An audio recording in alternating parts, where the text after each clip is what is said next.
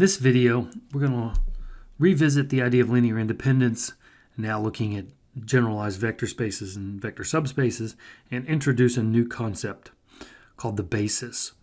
Right, and so the singular there is basis with an I, and the plural is basis with an E. And when we're done, the key learning objectives here are going to be determining whether a given set is a basis for a vector space, for example, like R3, and find a basis for the null space and a basis for the column space. So we found spanning sets for that. We now know how to find a basis, which is a more specific to the null space and the column space. And we want to understand the relationship between independence and basis and demonstrate our understanding. All right, so let's talk about linear independence for a minute. So a set of vectors is linearly independent if and only if there is only the trivial solution to the vector equation x sub 1 times v sub 1 plus dot dot dot x sub k through v sub k is equal to 0. That means that it must be the case that the only solution is x sub 1 is equal to x sub 2 is equal to x. And I always like to write it like this. x1 equals x2 equals x3 equals dot dot dot equals 0. Okay, it means the only linear combination of those vectors that gives you the 0 vector is where all of them are equal to 0. We're now going to generalize this to generalized vector spaces. Okay, so we're going to say, instead of just in Rn, we're going to say in any vector space V. The corollary or a theorem that goes with that is that if you can write one of them as a linear combination of the others, then they're not linearly independent. That means they're linearly dependent. So let's look at an example here. I've picked polynomial space, right? So we've got 3 polynomials, and you'll notice that P1, P2, P3 are elements of P sub 2, the set of all polynomials of degree 2 or less. All right. What I want to know is, are those vectors linearly independent? Well, the linear independence question is just, I'm going to use C's here, C1 times P1, and I'm going to put the T in there, C2 times P2 of T plus C3 P sub 3 equals the 0 vector, and in polynomial space, the 0 vector is 0 plus 0t plus 0t squared plus, right, the 0 vector is everything, or the largest polynomial we need for that to work. All right, so that's the linear independence question. So does that only have the trivial solution? So in order to do this, we're going to have to substitute in our vectors and kind of go to doing the operations in the vector space. So that's C1 times P1 is 1 plus 2t plus t squared plus C2 times 3 plus 9t squared plus C3 times 2 plus 7t minus 7t squared is equal to 0 plus t plus 0t squared. And of course, what we're after here is to equate the coefficients, right? So I'm going to rearrange everything, and that's now going to be C1 plus 3C2 plus 2C3 times 1 plus, now we want to do the t's, that'll be 2C1 0C2 plus 7C3, all of that times t, plus let's do the t squared, that's C1 plus 9C2 minus C3, t squared is equal to 0 plus 0t plus 0t squared. So now this is a question of equating the coefficients, and guess what? We're going to generate a system of equations. So C1 plus C32 plus 2C3 is equal to 0. and 2c2 plus 2c1 plus 0c2 plus 7c3 is equal to 0, and c1 plus 9c2 minus c3 is equal to 0. So now we want to solve this, right? So the solution to this, if it's only the trivial solution, then these are linearly independent vectors. If it's not a trivial solution, then they're linearly dependent vectors. Notice we now know we can now bring in what we've talked about previously, which is let's create the augmented matrix 1, 2, 1, 3, 0, 9, 2, 7, minus 1, 0, 0, 0. Okay, and it certainly is not an accident that the first, right, so 1 plus 2t plus t squared is the first column. And in the next section, the book will talk about a coordinate systems, and that's the coordinate system piece. So it's not an accident that those line up. But for now, we're going to generate the system of equations. And then what am I going to do? I'm going to row reduce this. Okay. So this is row equivalent to 1, 3, 2, 0, 0, 2, minus 1, 0, and 0, 0, 0. All right. Then I've done the row operations. You can do those. It's only a couple. I can stop at this point because what do I know? The system has a non-trivial solution.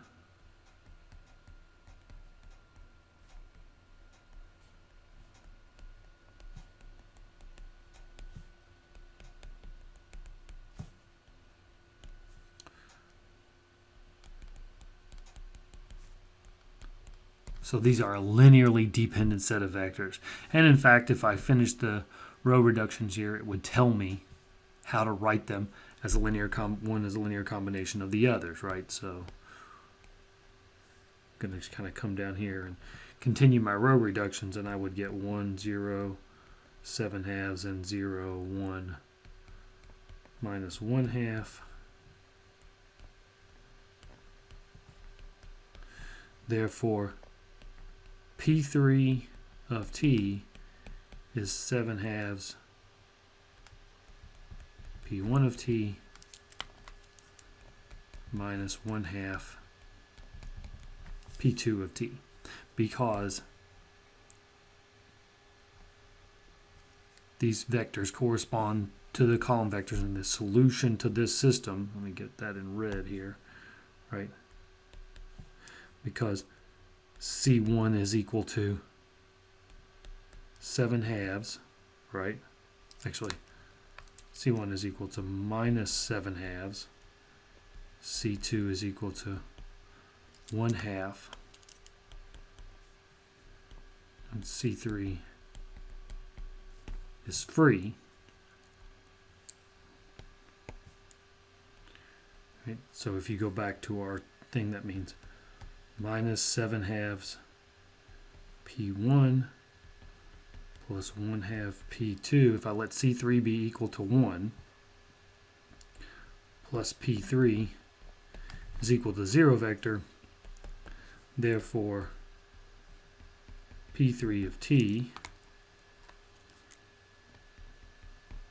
is equal to 7 halves P1 of t minus 1 half P2 of t. All right.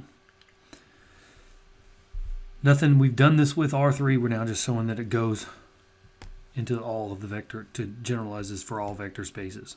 So just, and remember, we're going to kind of highlight something here, which is whenever you're asked any of these, immediately you probably really want to think about writing that as a vector equation is going to help you think about how to solve it. All right. Okay. So now we can introduce the idea of a basis. So for any vector space V, right? If we have H is equal to the span of V1, say V sub P, some set of vectors where V1 through VP are elements of vector space V, then H is a subspace. So we talked about that when we talked about subspaces. The span of a set of vectors pulled from a vector space is a subspace. We prove the properties of closure under addition and scalar multiplication to prove that. So now we're going to say there exists a basis, and that basis is a linearly independent set. So if V1 through VP is linearly independent, then they're a basis for H. If they're not linearly independent, then they span H, but they're not a basis for H. So the basis requires, a basis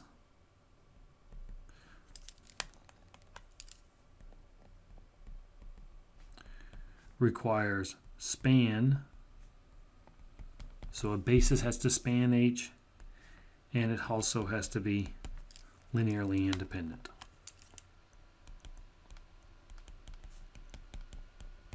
And once we have that, right, so we know that we'll know in the next, we'll talk about this when we get to dimension, but that's a fixed number. So if you have a linearly independent set, then they're a basis for their span. Okay, and then it's the same number of linearly independent vectors in every basis for the span of that set of vectors. So two things. Vectors have to span, and they have to be linearly independent. Okay, so let's look at a really nice example of that, which is, remember we said the column space of A. So we said we could find an explicit definition for the column space of A. So notice that we would say here, the column space of A is equal to the span of A1 through A5 here, but I'm going to write them out. 1, 2, 1, 3, 2, 4, 2, 6, minus 5, minus 5, 0, minus 5, 11, 15, 4, and 19, and minus 3, 2, 5, minus 2. Okay, so that is the space. So this describes the space. So span of the columns of A describes explicitly the column space of A. But suppose I said, hey, let's find a basis for the column space of A. Well, now it has to be just the linearly independent vectors. And you'll notice that the reduced row echelon form, or the echelon form, so it doesn't even have to be row reduced, tells me, right, that column 2 is 2 times column 1. Then if I run through 1 fits 5 times row 4 is 4 times row 1 minus 7 fifths times row 2. Right, so the reduced row echelon form tells me about how to find the linearly independent columns versus the linearly dependent columns. And the pivot columns are the linearly independent columns. The remaining columns are linearly dependent, and their relationship is to the linearly dependent columns is described in the reduced row echelon form. All right, so a basis for the column space of A is this set. So what I want, but I can't use the reduced row echelon form. I have to go back and get the linearly independent columns. So that's going to be 1, 2, 1, 3, minus 5, minus 5, 0, minus 5, and was the last column, wasn't it? Yeah, 3, minus 2, 5, minus 2. So now we have a basis, right? If I took away one of those vectors, we'd no longer have a spanning set for the column space of A.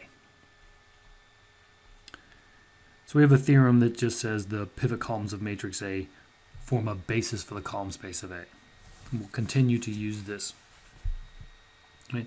The other basis, the other columns are associated with free variables is a way to think about that. Okay, so last piece here. We want the spanning set theorem says if I have a set of vectors, right, and H is their span, H is a subspace, right, the span of any set of vectors is a subspace. If the vectors are linearly dependent, the spanning set theorem says I can continue to remove them till I'm left with a linearly dependent set, and I'll have a basis.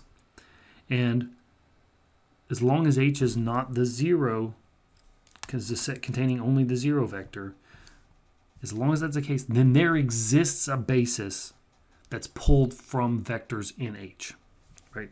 Some subset of the vectors in H form a basis.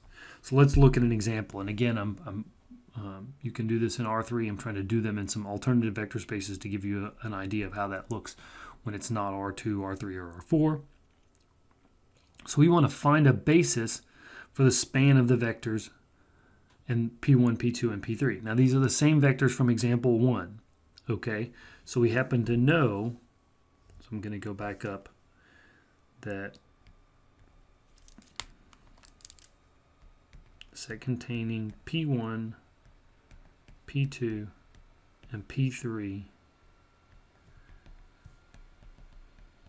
is linearly dependent. So it's not a basis. Right. The key is, which vector do I pull out so that I get the basis for the span of those vectors?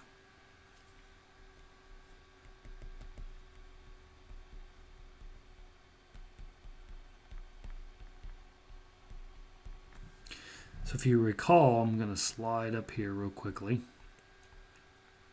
Right? Everything we did here is relevant. So let's, right?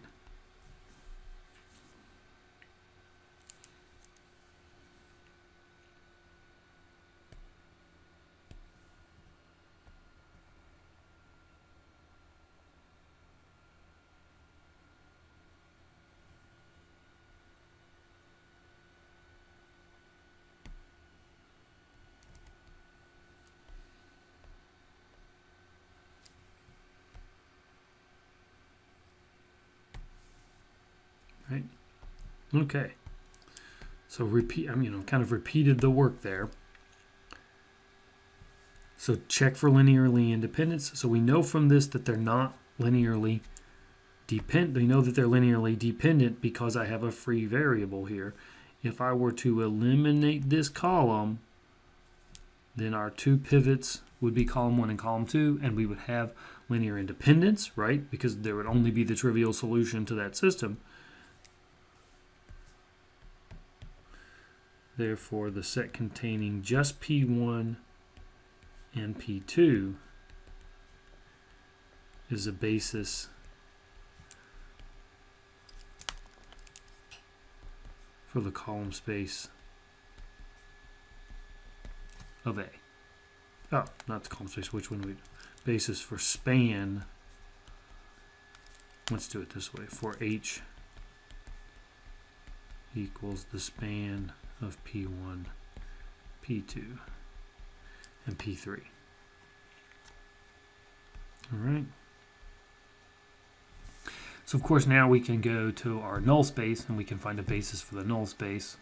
And all we really have to do is do what we did before and make sure that those are linearly independent. And since there's a free variable associated with each one of those, it should be pretty clear they're linearly independent without doing too much work.